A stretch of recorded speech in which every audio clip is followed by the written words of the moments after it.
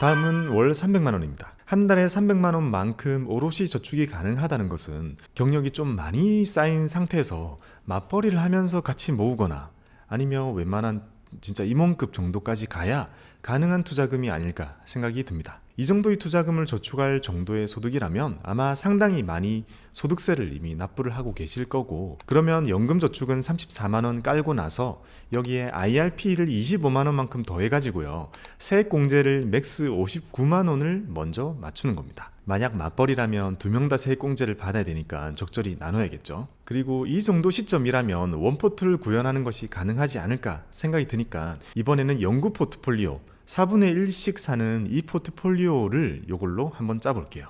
연구 포트로 짜보는 거고요. 연구 포트의 내용을 한번 떠올려 볼게요. 달러 25%, 그 다음에 채권 25%, 금 25%, 주식 25%의 비중을 가지고 있습니다. 그러면 투자금이 300만 원이기 때문에 요거를 이 비중에 맞게 가지고 오면요, 달러는 75만 원, 채권도 75만 원, 금도 75만 원, 주식도 75만 원이 됩니다. 국내 주식이랑 해외 주식은 여기서 심플하게 반반 나눠 가지고요, 국내 주식 38만, 해외 주식 37만으로 나눠 볼게요. 그러면 이걸 어디에서 살지를 우리가 가지고 있는 6개의 계좌를 활용해서 나눠주면 됩니다. CME, ISA, 위탁 계좌가 있고, 금현물 계좌가 있고, 연금저축 계좌가 있고, IRP 계좌가 있죠. 여기서 가장 먼저 해줘야 되는 건요, 금현물 75만 원은 오롯이 다 여기서 사주게 되겠죠. 그러니까 여기서 금 75만 원 이렇게 매수를 하게 될 거고, 국내 주식을 살 때 개별 주식을 살 거라면 ISA 계좌에서 해야 되죠. 자, 그러면 이렇게 가지고 와서 개별적인 주식은 위탁 계좌와 ISA 계좌에서만 가능하니까 이렇게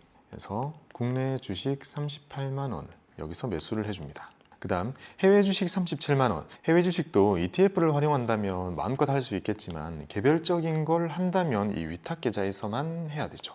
자, 이렇게 가지고 와서 해외 주식은 위탁 계좌에서 개별적인 걸 잘 골라서 해외 주식 37만 원 이렇게 매수를 해주고요. 지금은 투포트가 아니고 원포트라서 자, 이제 CMA와 연금저축과 IRP를 이용해서 이 달러 75만 원과 채권 75만 원 얘네들을 어떻게 가지고 갈지를 정하면 될 것 같습니다. 채권을 사는 방법에는 여러 가지가 있겠지만 개별 채권 사는 거를 좀 더 올해는 말씀드릴 거기 때문에 개별 채권을 사려면 여기서 해야 되거든요. 그러니까 이렇게 위탁 계좌에서 개별적인 채권을요 50만 원만큼 매수를 해주고요. 그 다음 IRP 계좌에서 채권형 ETF를 25만 원만큼 매수를 해주면 딱 떨어지겠죠. 그 다음 이제 달러 25%, 이거는 남아있는 거를요 먼저 연금저축에서 달러 ETF를 34만 원을 매수한 다음에 나머지 CMA에서 달러 상품을 41만 원만큼 사주면 끝납니다. 자, 이렇게 짜면 되겠네요. 6개의 계좌로 연구 포트를 실현하는 거죠. 이게 이렇게 해놓고 보면 그런 생각이 들 수도 있어요. 심플하기 위해서 했는데 이 결과가 생각보다 복잡하게 느껴질 수 있거든요. 그렇게 느끼는 것의 대부분은 연금저축의 34만 원과 IRP의 25만 원을 맞추기 위해서이기 때문에요. 그럴 때는 얘네들만 똑 떼가지고 투포트를 짜게 되면 나머지는 거의 계좌가 1대1로 매칭이 되기 때문에 훨씬 심플하게 하실 수 있을 겁니다. 자, 참 쉽죠? 다음은 월 1000입니다. 대출을 갚는 것도 아닌 순수하게 투자금의 월 1000만 원만큼 저축을 할 수 있다면 정말 보기 드물게 큰 금액이죠. 모으는 것이 아니라 매달 이만큼의 현금 흐름이 가능하다는 것은 사업이 웬만큼 자리 잡지 않은 이상 쉬운 일이 아닐 겁니다. 투자금이 이 정도로 커지게 되면 투자의 계획을 짤 때 자산 배분을 하기 앞서 가지고요, 전략을 배분하는 단계가 더 선행되어야 될 것 같습니다. 자산 배분을 하는 것보다 그 위에서 이뤄지고 있는 전략을 배분하는 거죠. 그리고 이 과정에서는 이전에 고려한 적이 없었던 세금을 고려해야 될 필요도 있습니다.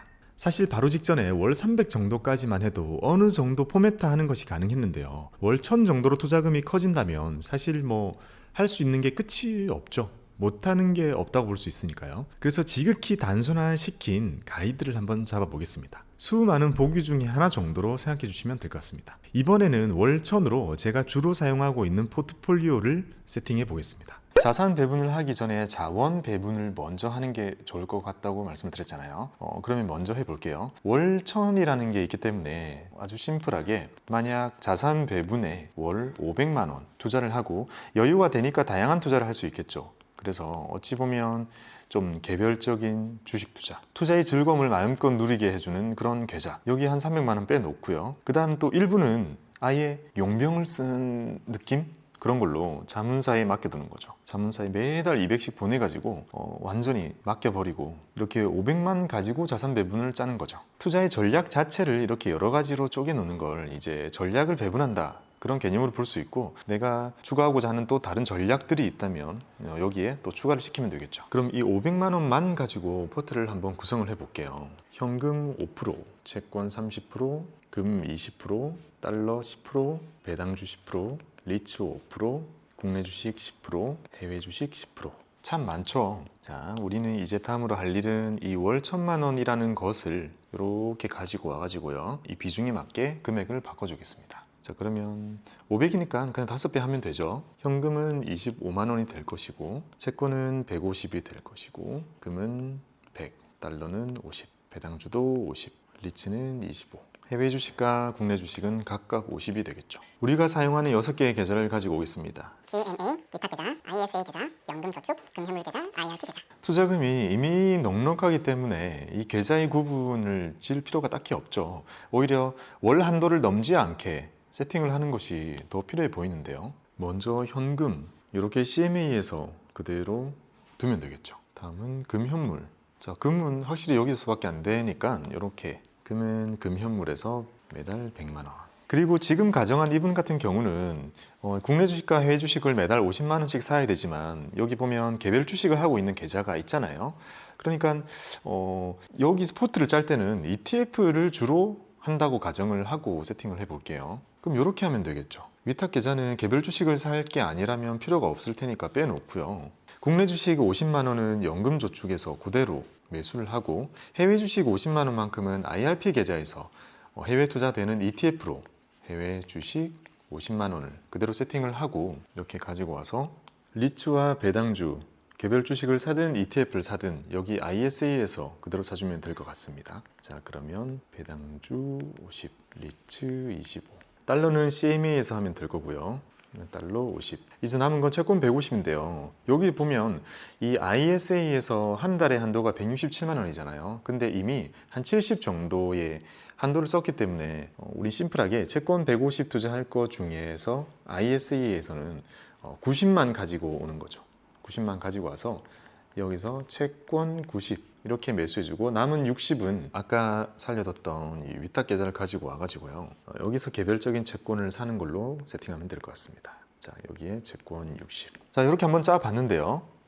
그러면 전체적으로 요약을 해보면요, 월 1,000만 원이 있다면, 투자 가능하다면 그 중에 한 200만 원은 아예 용병을 고용해가지고 딴 데 보내놓고, 그리고 어느 정도 내가 더 짊어질 수 있는 큰 리스크를 짊어지는 그런 개별 주식 투자를 적극적으로 할 수 있는 계좌를 하나 만들어 가지고요, 거기에 한 300만 원씩 매달 투자를 하고, 한 켠에는 안정적으로 자산 배분 투자 500만 원을 세팅한 다음에 지금 여기 보이는 다양한 자산들을 주로 ETF를 활용해 가지고 여기 6개의 계좌에 쭉쭉쭉 나눠 가지고 이렇게 매수를 하는 그런 포트폴리오입니다. 단순화 안 되고 복잡해 보이는 부분이 있는데요, 이렇게까지 해놓으면, 자, 연금저축 34 넘고 IRP 34 넘고, 그리고 ISA도 월간 한도인 167만 원에 거의 딱 맞춰서 해놓게 되니까요, 혜택들은 풀로 받으면서 매달 기계적으로 매수를 할 뿐, 내가 평소 때 신경 쓰고 시황을 보고 매매하는 것들은 그냥 별도의 계좌를 만들어서 하는 것이 좋지 않나 생각이 들고요. 자문사 쪽에 투자하는 금액들은 점점 늘려가지고 나중에 이게 더 커지게 되면 일임 상품을 할 수도 있고, 더 나아가서는 사모펀드,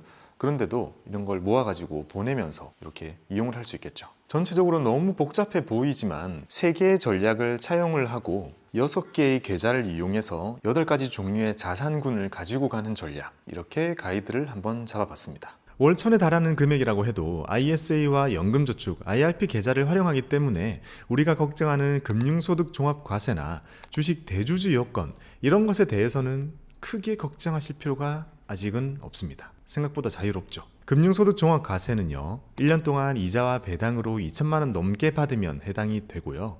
이마저도 ISA와 연금저축 IRP 안에서 투자되는 것들은 포함이 안 되기 때문에 괜찮을 거라고 보이고요. 대주주 여건도 한 종목을 10억 원 이상 가지고 있어야 되는데 지금 이 환경에서는 아직은 걱정할 필요가 없어 보이죠. 하지만 이렇게 투자를 하다 보면 어느새 갑자기 나도 모르게 쑥 커져 있거든요. 그럴 때는 이런 세금들이 여러분들을 상당히 괴롭힐 수 있습니다. 어서 이런 괴롭힘을 당해보고 싶네요. 결국 내가 투자를 하면서 이런 세금에 대해서 신경을 써야 될 걸 알아두는 것도 중요하고, 아마 이 즈음 되면 내가 거래를 하고 있는 내 계좌를 맡아두고 있는 담당자가 있거나 세무법인 등에서 어느 정도 챙겨줄 거기 때문에 서로 크로스 체크를 한다면 충분히 절세가 가능합니다.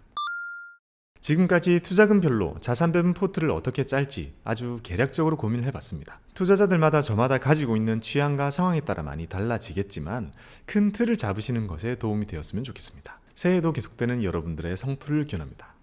감사합니다.